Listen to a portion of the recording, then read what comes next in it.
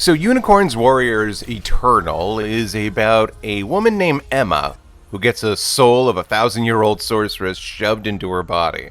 Is this reincarnation, or is Copernicus the robot just finding acceptable hosts for these souls? Is this change permanent, or will it go away after the evil is defeated? Couldn't tell you. What did you do to me? I'll have to say I'm a little surprised that the main story takes place in like a steampunk London. I thought it would be like, I don't know, fit in the regular world. And that certainly adds a lot of flavor to it, but again, just a little surprised. Of course, Gendy taking every chance to lean super heavy into historical inaccuracies just because it's cooler. But there is one part where the monk character mentions that the future has changed, so that could be alluding to some, timeline shenanigans. But, anyway, with the success of Primal and the Samurai Jack survival, one I would have to say is more of a success than the other. It just makes sense that Gendy would get a third Adult Swim series, and that is, Unicorn.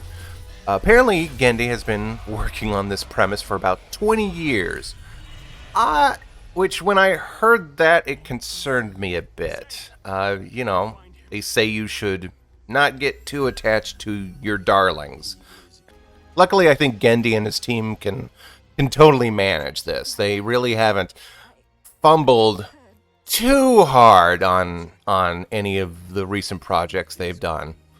I'm not totally in love with the premise. I don't usually care for "it's your destiny" stories, even if they have been deconstructed as they have been in like the most recent years, because even sometimes they are not done that well either. So if this were like anything other than a Genndy Tartakovsky joint, I probably would have just kind of put it on the back shelf. But as a positive, the story is very much self-aware that this sort of thing would suck to happen to you. It's actually it's the main driving force of the pilot. That boy. Winston? My parents? Were they my parents? How can I not know? I especially don't super love it when the guy that comes up with the plan doesn't also volunteer to be a part of it. Even more so when they just happen to show up when all the fighting is done. Sorry I was late, I was time traveling. Oh. Wait a minute. Your souls will protect the world throughout eternity. And what are you gonna be doing, Merlin? Why aren't you gonna be in on this whole resurrection thing? And also, why Merlin? Why invoke that particular character when it could have been just any old wizard? Also, isn't it just a little bit funny how Melinda heard a voice when she made contact with the creature? Now, I'm not saying there's going to be a big twist coming, because I literally don't know. Genndy, as a writer, tends to play things straight, letting the premise, characters, and artwork do most of the talking. He's not like a huge twist guy. Even when there's, should be a twist implied. I just keep coming back to how Jack's dad gave a huge speech about how the sword wasn't enough to defeat Aku. But then it just kind of was. But you know what? Genndy isn't the head writer. It's Derek Bachman, who you might know from Foster's Titan, so that's a big thumbs up.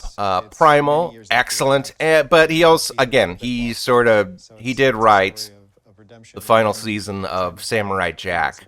I have returned!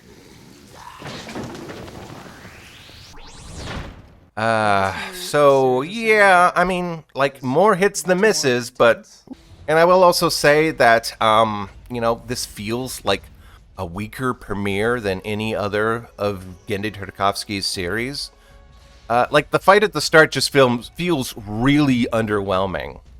especially for a Tartakovsky joint, which he dedicates whole episodes of Samurai Jack to like insane like choreography and such. And in this, they just kind of, it's hands on a hard body, stabby, and then blowy uppy, and that's kind of it. Also, like the villain is, well, not necessarily the villain. Let's say the threat. Like, I really don't get a sense of what the evil thing wants to do, or how it does it. And I know you say that, well, you have a whole series to show that and to explain that, but again, just like Genndy Tartakovsky is really good at starting off strong by just like good, solid establishments. You see Aku's power and his wickedness in like the first 4 minutes of the first episode. You see the general's methodology in the first episode of Titan. It also establishes, when I say general, I just realized that there's 2 generals.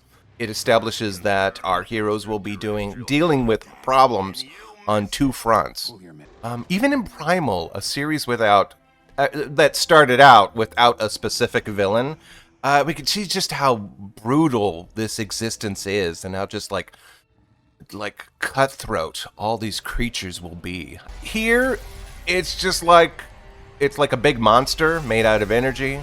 But now there's this fox girl, I guess finds a workaround by using like robots, and they animate corpses to fight for them, which is cool. I love that idea. But again, I got most of that from the trailers. In the pilot, you see a reanimated mammoth. I'm gonna say it's an elephant, but it's a mammoth.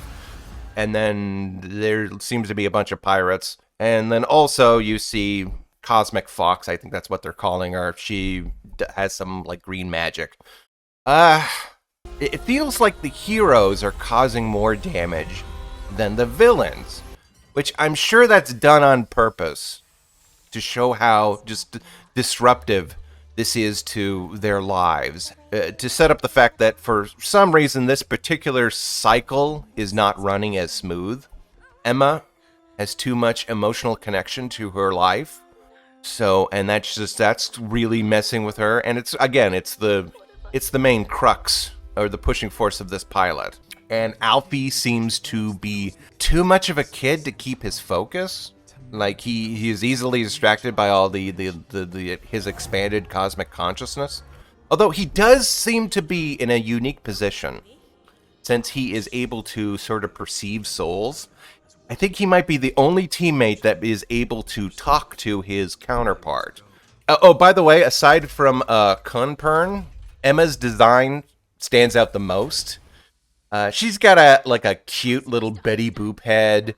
And I'm assuming the extreme difference between her body type and like the original Melinda's sorceress body type is to also visually signify how different these two are, and how sort of detached Emma must feel from that form's legacy. Again, I don't know if this is reincarnation or just suitable hosts. Dimitri is the only one that seems to like fully embrace the change, which is kind of disappointing, because you could have had this really interesting dynamic where this stagecoach charlatan was trying to play the hero. Other than that, elf with a sword, he's like so basic. I bet his soul only takes up about like 245 megabits. Now, I could change my mind about him. Or any of these characters. It's established that these characters have flashbacks to explain gaps in their memories and key points in the story.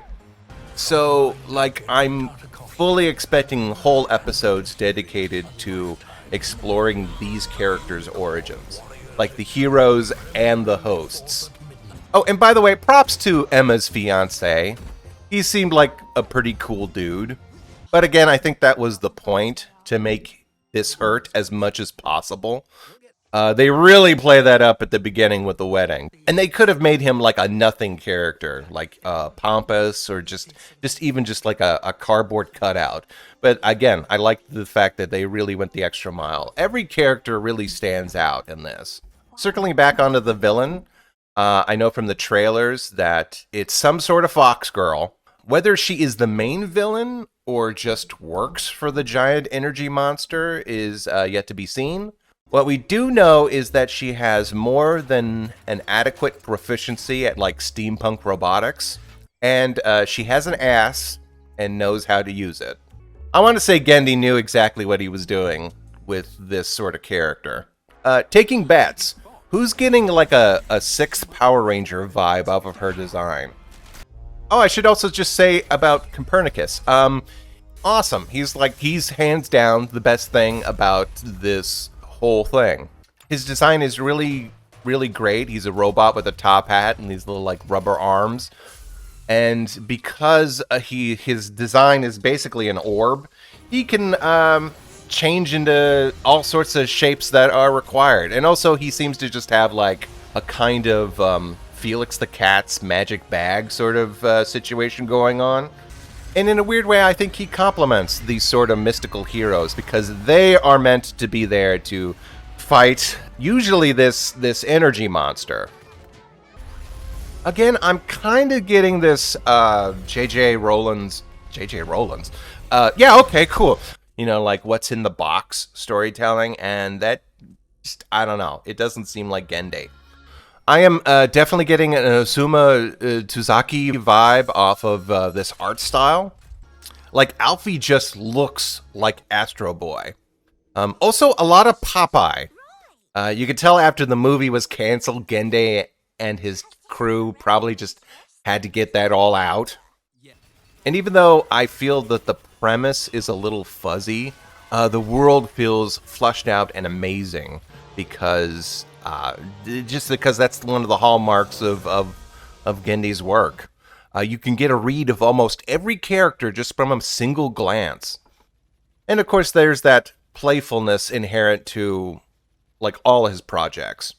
You're watching this woman work through her psychological breakdown.